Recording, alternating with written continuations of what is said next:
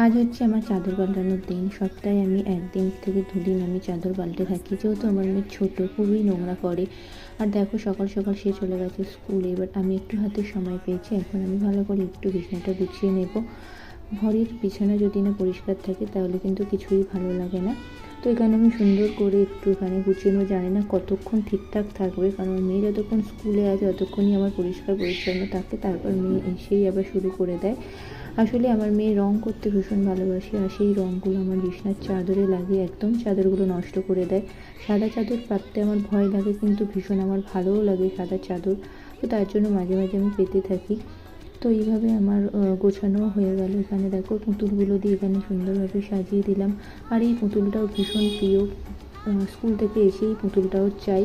So যাই হোক, আমার এখানে ফিনিশ হয়ে গেছে। অনেক দিন পর একটা ব্লগ আপলোড করলাম। যদি ভালো লাগে লাইক শেয়ার করে দিও। টাটা।